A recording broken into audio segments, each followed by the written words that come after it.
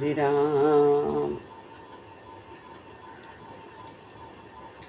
गुरुर्ब्रह्मा गुरुर्विष्णु गुरुर्देव महेश्वरा गुरु साक्षात् परब्रह्म तस्मै श्री गुरुवे नमः।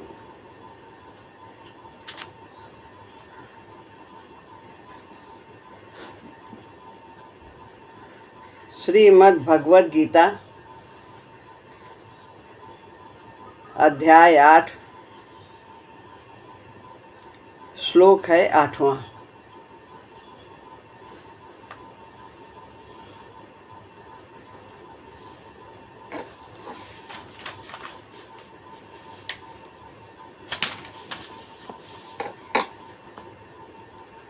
अभ्यास योग युक्तेन चेतसा नान्यगामिना परमं पुरुषं दिव्यं याति पार्थानुचिन्तयन्।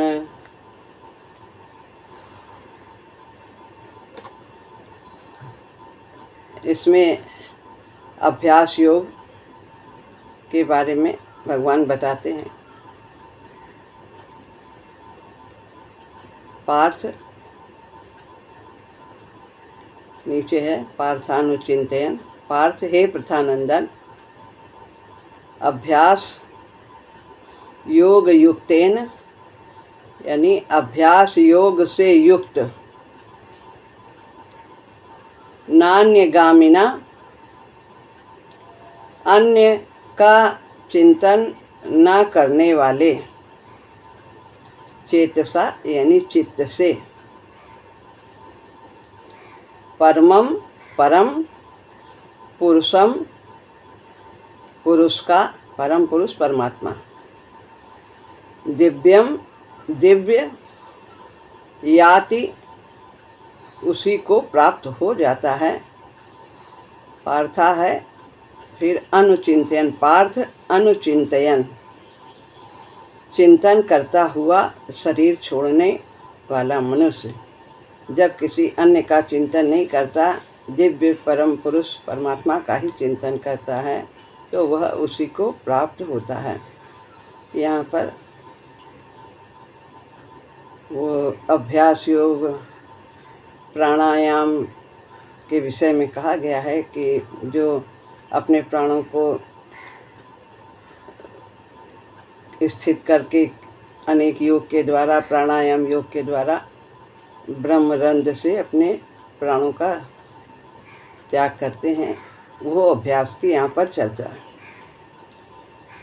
हे प्रथानंदन, अभ्यास योग से युक्त और अन्य का चिंतन न करने वाले चित्त से परम दिव्य पुरुष का चिंतन करता हुआ शरीर छोड़ने वाला मनुष्य उसी यानी परमात्मा को प्राप्त हो जाता है।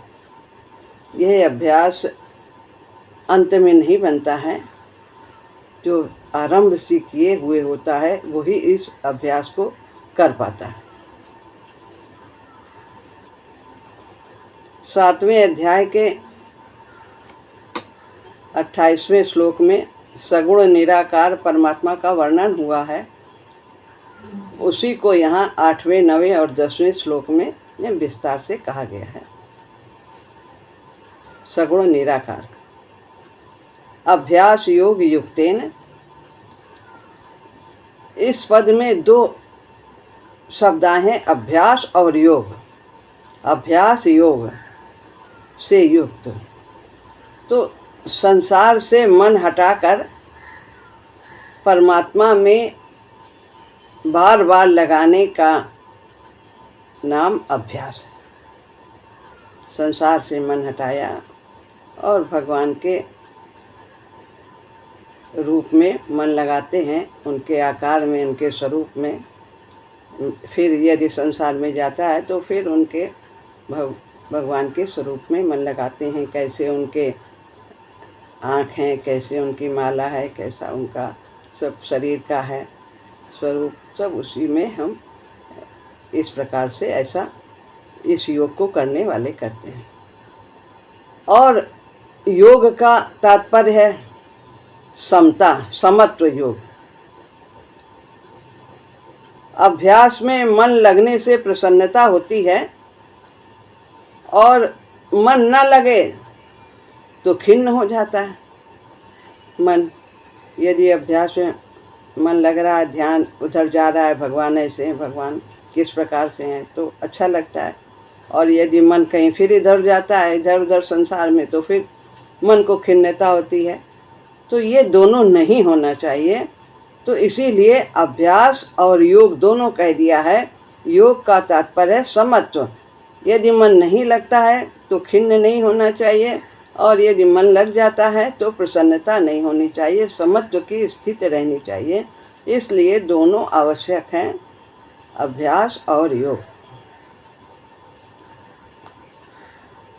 अगर चित्त में प्रसन्नता और खिन्नता हो भी जाए तो उसको महत्व न दें, केवल अपने लक्ष्य को ध्यान रखें। इस योग में जो प्राणायाम से किया जाता है, अनेक इसके तरीके हैं, उपाय हैं, तो जो गुरु के द्वारा ही ये कर सकते हैं। इसमें विशेष पथ प्रदर्शन की आवश्यकता होती है।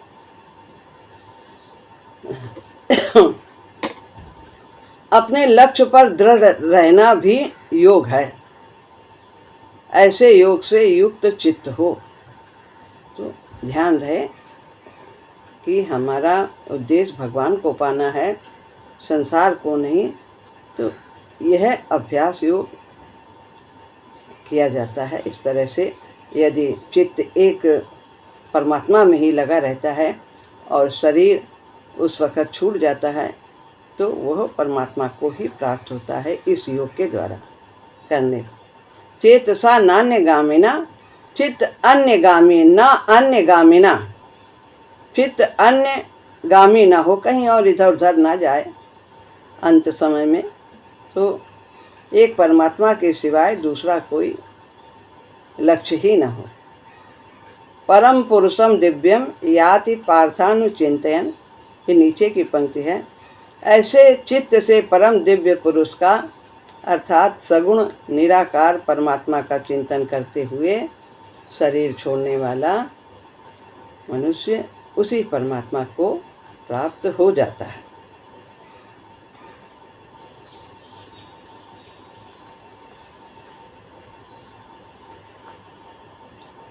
अब हम 9वां श्लोक लेते हैं। इसमें भगवान ध्यान करने के लिए अत्यंत उपयोगी सगुण निराकार परमात्मा के स्वरूप का वर्णन करते हैं। ये 3 श्लोक हैं। इसमें 8वां, 9वां, 10वां ये सगुण निराकार का किस प्रकार से ध्यान किया जाए इसका वर्णन है।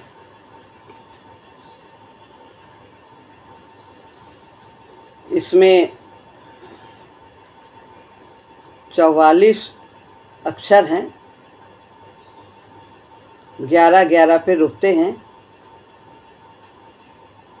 और जो पहले पढ़े थे ऊपर वाले उसमें 8-8 पे रुकते हैं, इसमें 11 पे रुकते हैं।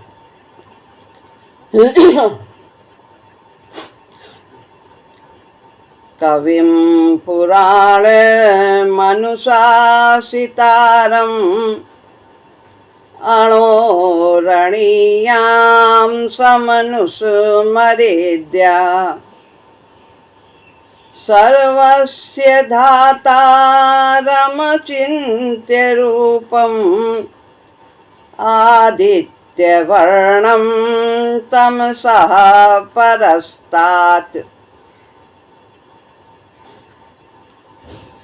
11 सितार, रा पे 11 होता है और उसके बाद माँ है, तो माँ की बिंदी रा पे लगा देंगे आधे माँ की, और उसके बाद आ उसका निकाल करके आगे अणो रणीयाम पढ़ेंगे। इसी तरह नीचे का है उत्तरार्ध में, इसमें 11 रूप पर होते हैं, पा पर, और पा के बाद माँ है। इसी तरह ऊपर की तरह इसमें भी माँ की बिंदी पा पे लगा देंगे, आधे माँ की, और फिर बड़ा आ की मात्रा है आ में, इसलिए बड़े आ से हम आगे पढ़ेंगे आदित्य वर्णम। इस तरह से यह पढ़ा जाएगा।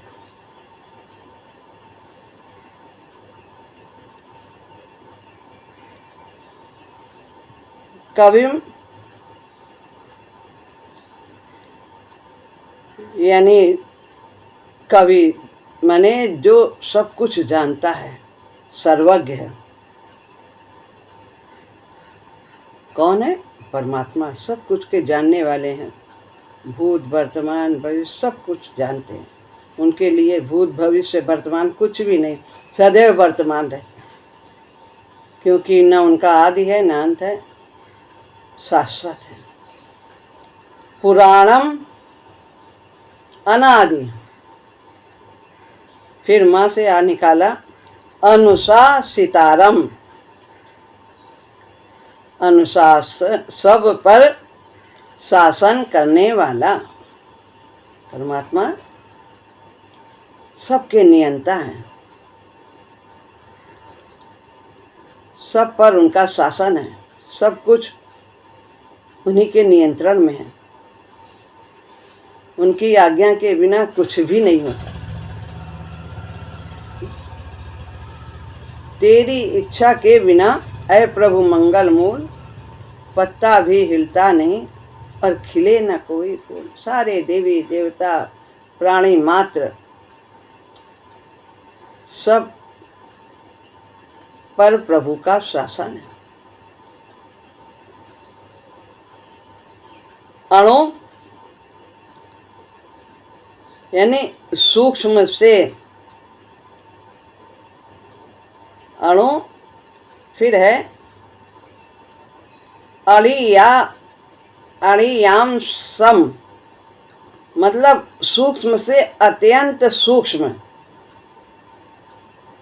सम, माँ की बिंदी सा पे आ गई और फिर आ निकाल लिया आगे। अनुस्मरेद्या यानी चिंतन करता है, स्मरण करता है। सर्वस्य, और क्या है? सबका धातारम, धारण पोषण करने वाला है, पालन पोषण करने वाला, सबको धारण करता है और उसका पोषण भी करता है। माँ की बिंदी रा पे आ गई, अब फिर आ निकाल लिया ऐसे। अचिंत्य रूपम, ऐसे अचिंत्य स्वरूप का जो चिंतन से परे है, मन बुद्धि से परे है, ऐसे अचिंत्य स्वरूप का। फिर है आदित्य वर्णम, आदित्य सूर्य को कहते हैं, सूर्य की तरह प्रकाशमान। कौन? प्रभु हमारे जो हैं वो सूर्य की तरह अरुण हैं, रक्त वर्ण के हैं, लाल रंग का है उनका प्रकाश, सुनहरा। तमसा यानी अज्ञान, अज्ञानता से परस्तात, अत्यंत परे हैं, सब कुछ जानने वाले हैं। तो कहते हैं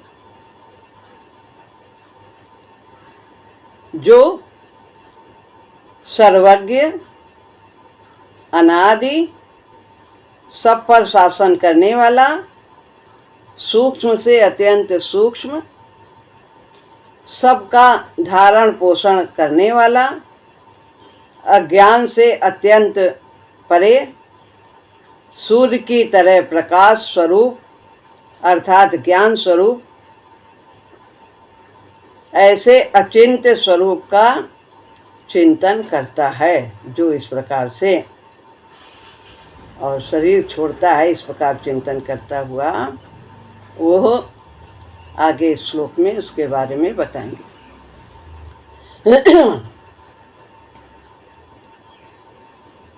व्याख्या कविम, संपूर्ण प्राणियों को और उनके संपूर्ण शुभाशुभ कर्मों को जानने वाले होने से परमात्मा को कविम कहा गया है।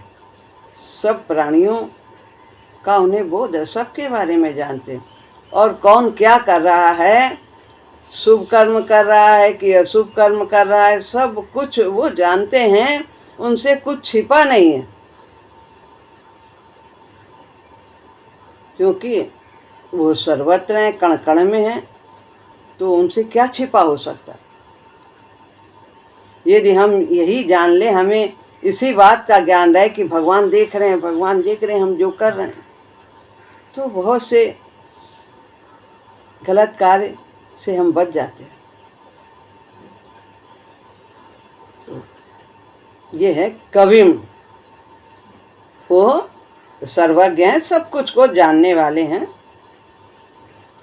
पुराणम, वे परमात्मा सबके आदि होने से पुराण कहे जाते हैं। उन्हीं से सारी सृष्टि उत्पन्न हुई। ब्रह्मा जी भी उन्हीं से उत्पन्न हुए। ब्रह्मा जी को पितामह कहा जाता है और प्रभु को प्रपितामह कहा जाता है। तो वे सबके आदि हैं, सबके जनक हैं, इसलिए उन्हें पुराण शब्द से संबोधित किया। अनुशासितारम,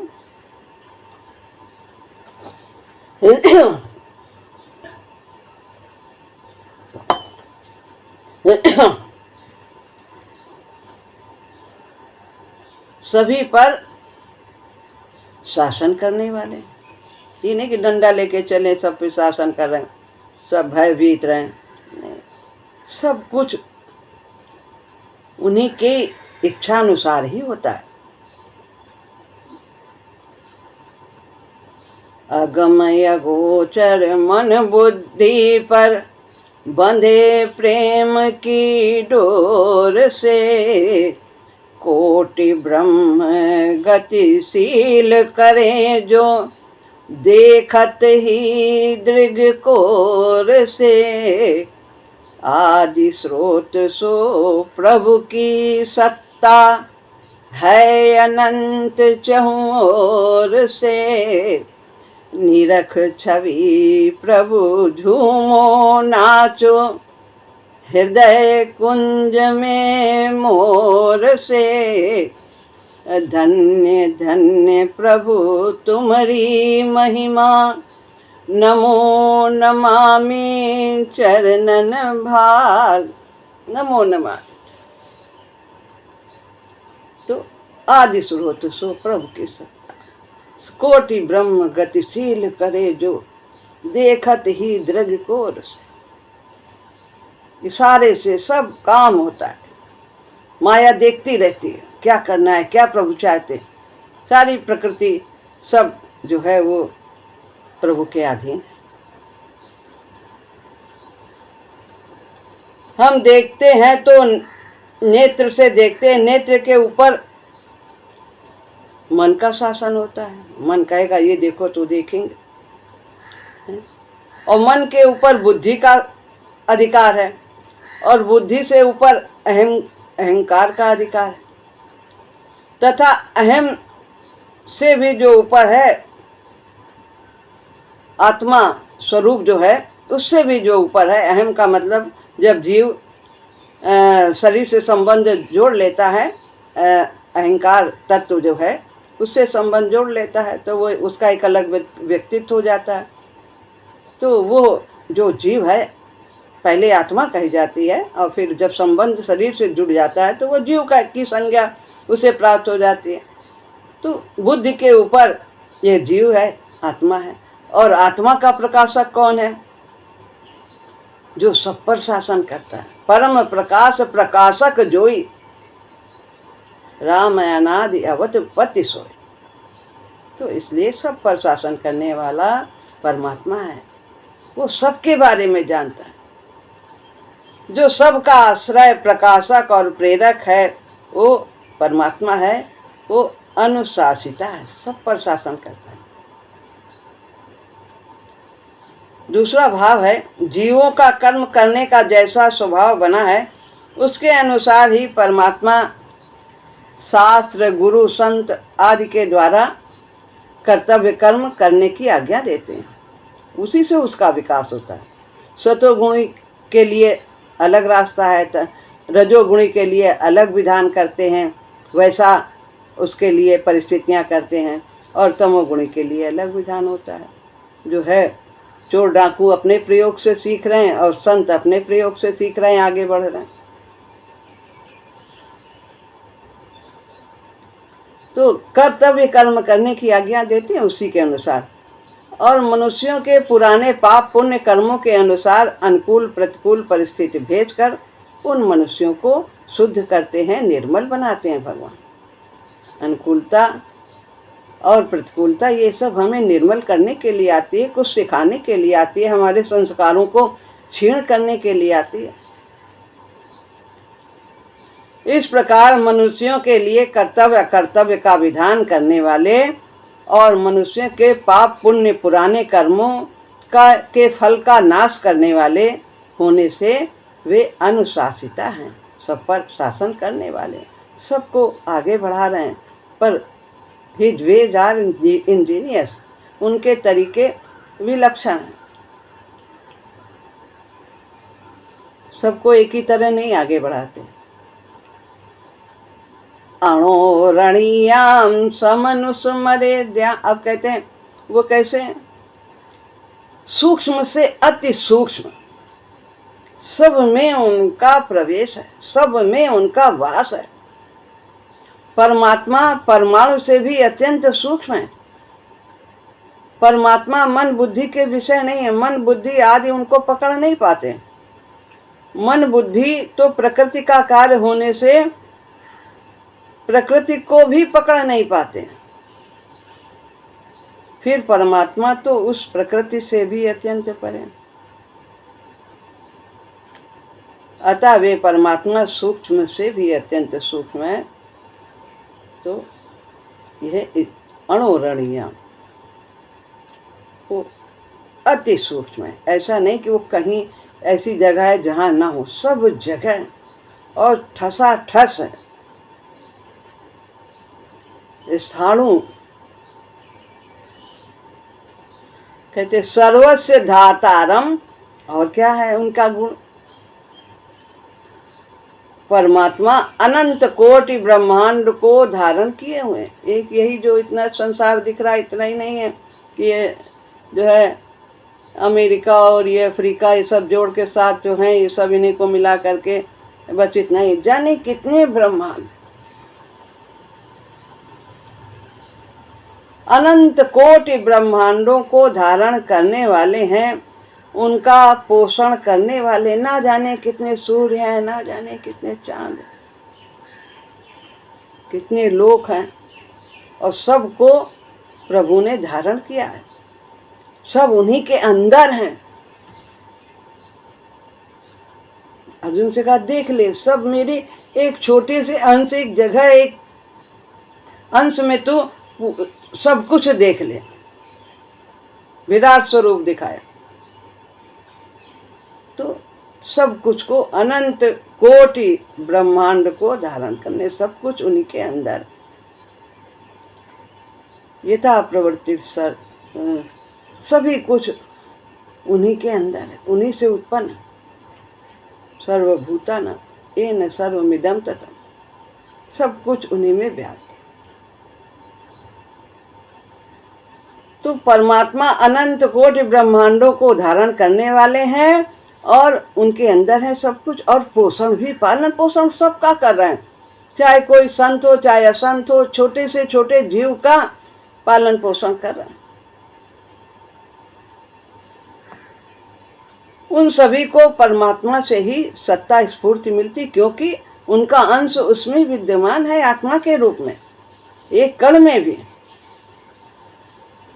तो वो शक्ति स्फूर्ति सत्ता कहाँ से मिली? परमात्मा का अंश होने से आत्मा उसमें व्याप्त है, इसलिए वो भी विकास की ओर आगे बढ़ रहा है। एक कण भी एक दिन महामंडलेश्वर बन के परमात्मा में युक्त हो जाएगा। ये सब प्रभु का विधान है, सृष्टि स्थिति और लय। इसी से हम आगे बढ़ करके परम तत्व को प्राप्त करते हैं। उन सभी को परमात्मा से ही सत्ता स्फूर्ति मिलती है, अतः वे परमात्मा सबका धारण और पोषण करने वाले कहे जाते हैं। सर्वस्य धातारम अचिंत्य रूपम, अचिंत्य रूपम चिंतन से परे हैं।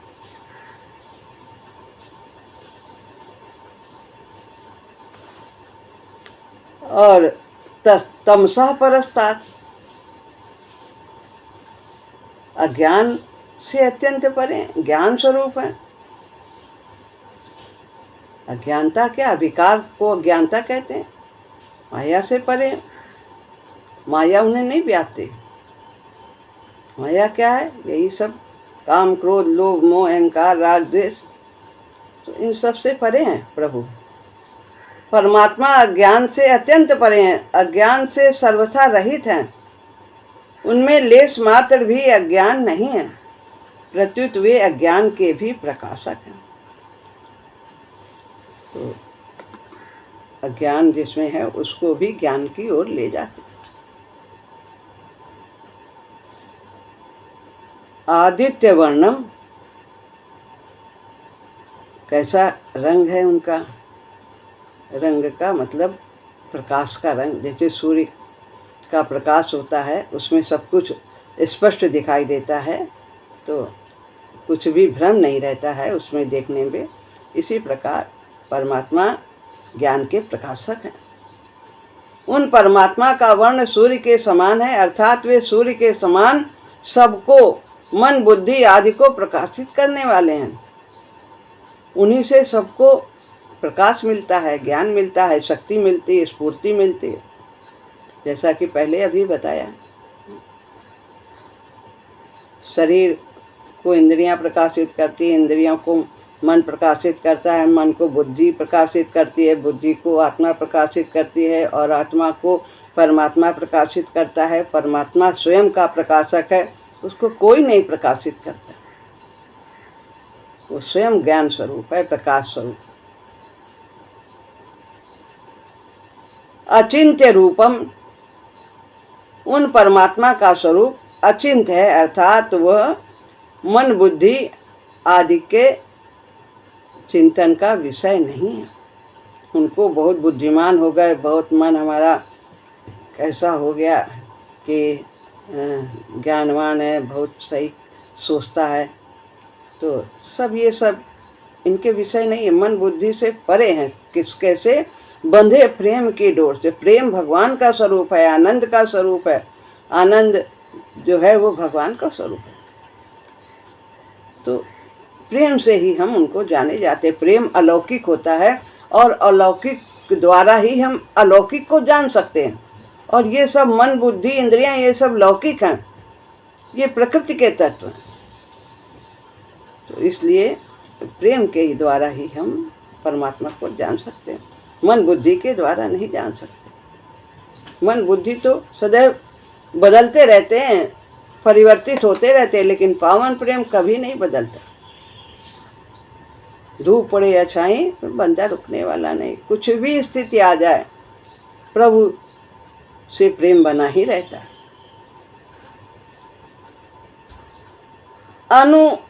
अनुस्मरेत, और क्या है गुण? सर्वस, वो क्या है? सर्वज्ञ हैं, अनादि हैं, सबके शासक हैं, ये सब अभी बताया। और अत्यंत सूक्ष्म से अत्यंत सूक्ष्म है, सूक्ष्म से भी अत्यंत सूक्ष्म है। सबका धारण पोषण करने वाले हैं, अज्ञान से परे हैं, सबको प्रकाशित करने वाले हैं। सगुण निराकार परमात्मा के चिंतन के लिए यहाँ अनुस्मरित कहा गया है कि इस प्रकार जो चिंतन करता है कि भगवान ऐसे हैं, अति सूक्ष्म से सूक्ष्म हैं, सबको प्रकाशित करते हैं, अनादि हैं, सर्वज्ञ हैं, आदित्य वर्ण है उनका, ये सब इस प्रकार जो चिंतन करता है, इस प्रकार का यहाँ पर इसलिए अनुस्मरित कहा गया है। चिंतन करने वाला वो परमात्मा को ही प्राप्त होता है अंत समय में। यदि इस प्रकार भगवान के गुण स्वभाव रूप का चिंतन करता है तो वो परमात्मा को ही प्राप्त। चाहे नाम का चिंतन करो तो भी भगवान मिल जाए, चाहे गुण का करो, चाहे स्वरूप का करो। यहाँ अनुस्मरित कहने का तात्पर्य है कि प्राणी मात्र उन परमात्मा की जानकारी में है, उनकी जानकारी के बाहर कुछ है ही नहीं। अर्थात उन परमात्मा को सबका स्मरण है, सबके बारे में जानते, सबकी फिक्र। अनुस्मरित, एक एक पल की खबर, क्यों, वो तो अंतर्यामी है, तो उनसे क्या छिपा है।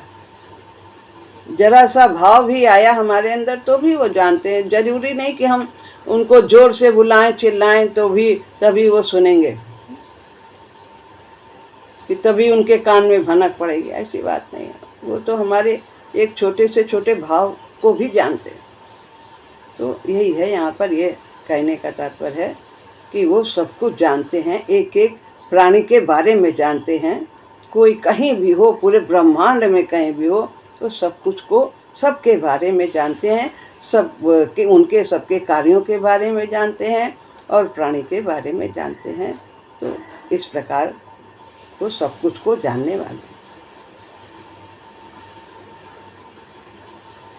वो परम तत्व चिंतन में नहीं आता, ऐसी दृढ़ धारणा ही अचिंत्य परमात्मा का चिंतन है। जैसे कहा कि चिंतन से परे हैं, तो अगर हम ये भी सोचते हैं कि वो चिंतन से परे, मन बुद्धि से परे हैं, अचिंत्य हैं, तो भी हम प्रभु का ही स्मरण करते हैं। ये कि समझ में आया बात के मन बुद्धि से परे हैं तो कैसे चिंतन हो सकता है। अगर हम यही समझते हैं कि वो मन बुद्धि से परे हैं, अचिंत्य हैं, चिंतन से परे हैं, तो भी भगवान का ही चिंतन होगा कि उनका ये गुण है, ये स्वभाव है कि वो मन बुद्धि से नहीं जाने जा सकते हैं, वो तो केवल प्रेम से ही जाने जा सकते हैं। इस प्रकार ये जो श्लोक है इसमें प्रभु के गुणों का, स्वभाव का, प्रभाव का वर्णन किया गया है। इनमें से एक भी गुण या स्वभाव का चिंतन करता हुआ शरीर छोड़ता है तो वो परमात्मा को ही प्राप्त करता है, और अगर सभी गुण को चिंतन कर लेता है तो भी वो तो उसके कहने क्या है, एक ही चिंतन पर्याप्त है, बस भगवान की याद आ जाए तो इतना ही पर्याप्त है। तो ये यहाँ पर प्रभु के अनेक गुण बताए गए हैं, जिसको जानकर हम लोग सब धन्य हो गए हैं। प्रभु हमारे ऐसे हैं, ऐसे। श्री राम।